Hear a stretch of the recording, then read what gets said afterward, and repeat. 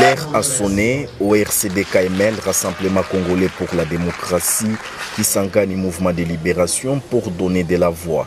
Placé sous le thème des Renaissances, le deuxième congrès des RCD-KML, parti cher à l'honorable Antipas Mbusa Nyamwisi, a ouvert ses portes ce mardi 14 décembre dans la salle de réunion de Caritas Congo à Kinshasa. Tenu dans un contexte particulier où la République démocratique du Congo cherche encore la voie de stabilité sur fond de sécurité, principalement dans la partie orientale de la RDC, sans oublier plusieurs défis à relever sur les plans social et économiques et autres. Les rassemblements congolais pour la démocratie qui s'engagent au mouvement de libération RCD-KML a vocation pour défendre la République démocratique du Congo, ses habitants, son sol, son sous-sol, son indépendance et ses lois, a rappelé à l'Auguste Assemblée le secrétaire général du parti, l'honorable Kirotsongo Grégoire. Les vrais militants sont ceux qui, comme vous, ont la capacité de se sacrifier pour un idéal républicain. Voilà pourquoi nous n'avons pas le droit de trahir l'idéal et les valeurs que porte notre parti qui, ne l'oublions pas, a joué un rôle très important dans la réunification de notre grand et beau pays, à travers notre leader Antipas Mbusa Nyamwisi, et ce alors que les forces obscures souhaitaient sa disparition comme État.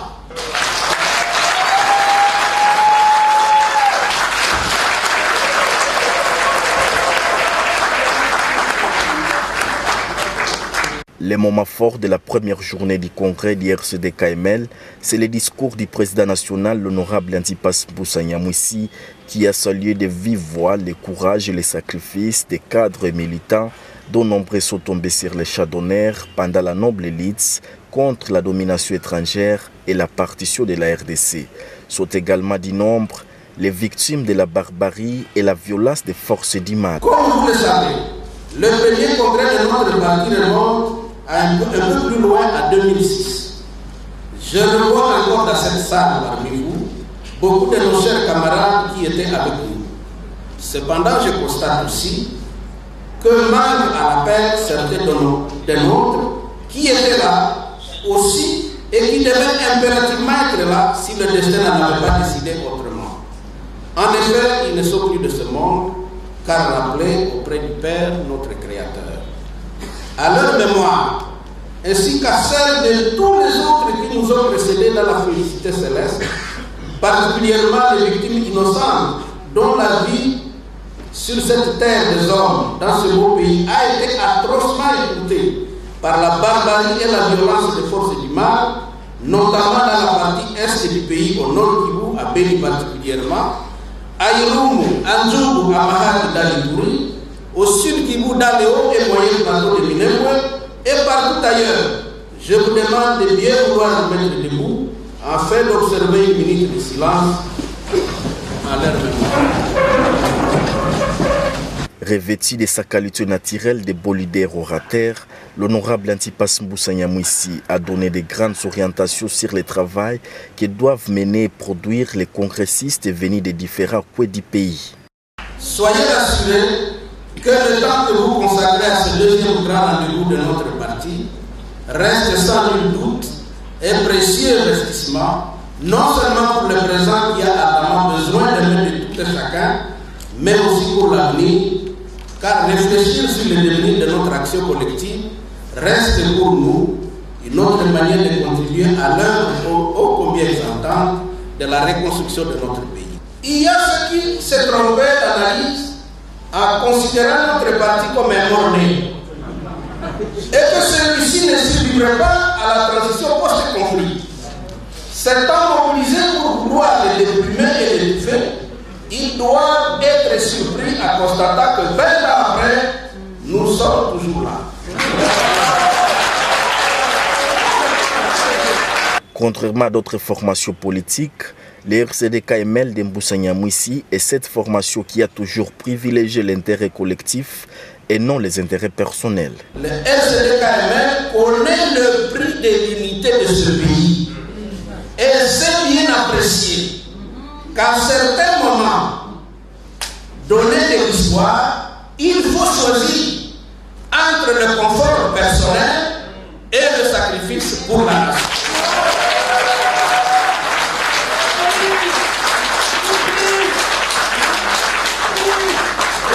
Sans fausse modestie, ce parti ne doit pas oublier qu'il fait partie des forces politiques pionnières qui ont contribué à la réunification de ce pays.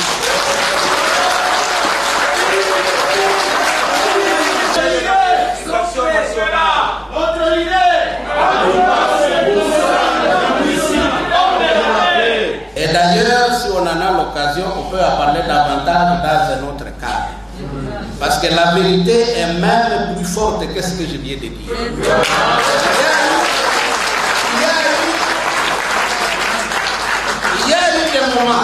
Il y a eu des moments où vraiment l'histoire dépendait de la position que nous avons prise.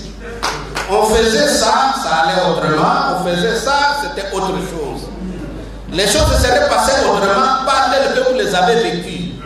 L'histoire officielle a conféré à certaines personnalités, à certaines organisations, parfois des mérites qui ne sont pas forcément les leurs.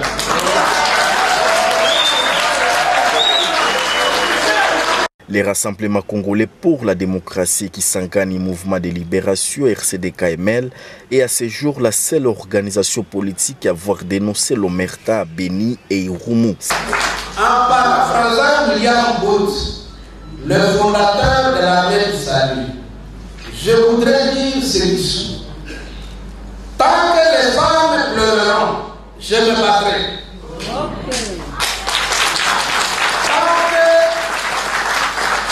Tant que les enfants auront faim, je me battrai.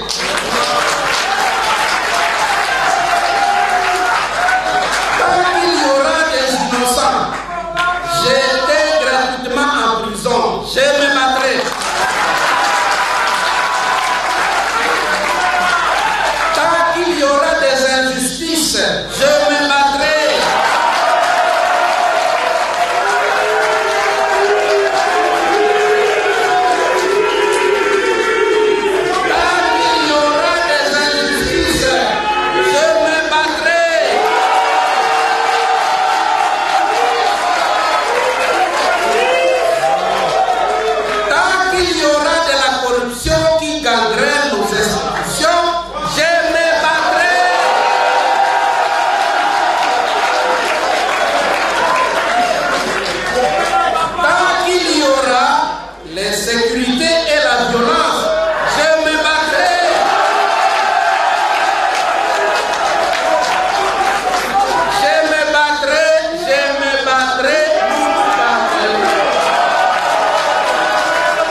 Le président national du RCD-KML, Antipas Mbusa Nyamwisi, a salué l'action du commandant suprême qui a opté pour la mutualisation des forces entre les deux armées congolaises et ougandaises.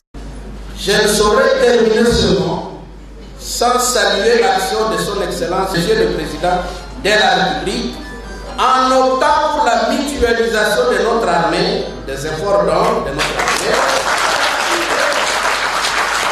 armée, avec l'armée ougandaise contre les ADF qui tuent et massacrent sauvagement des populations innocentes dans la partie est du pays, notamment à territoire de Beni, depuis près de 8 ans et beaucoup plus récemment dans la province de l'Ituri, à Irumu, à Djougou, à Mahagi, d'où nous viennent des images insoutenables. Le RCD, donc KML, soutient cette initiative dans la mesure où le chef de l'État nous tire de l'avisement et ouvre d'autres horizons dans la recherche de solutions durables, pas seulement au drame de tueries de ce groupe armé étranger et tous ses complices, mais aussi au danger de la balkanisation que tout cela représente.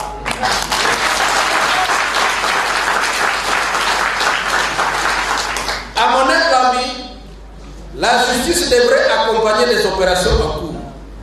Les enquêtes sur cette triste période, l'identification claire des auteurs et l'établissement l'établissement de responsabilités individuelles et collectives. Leur condamnation, la restauration de l'autorité de l'État sur cette partie du pays qui échappait déjà au contrôle, l'adoption d'un plan de développement spécifique pour toutes les contrées restées pendant longtemps bloquées, hypothéquées, sous le poids de l'insécurité et de la terreur, aussi bien l'encadrement de la jeunesse dans le court terme, parce que sans cela, on va retomber dans la même situation. Quand nous venions de Sun City, nous espérions que c'était le nouveau départ. Voilà que 20 ans après, on est encore amené à vivre des scènes qu'on n'avait jamais imaginées pour ce pays.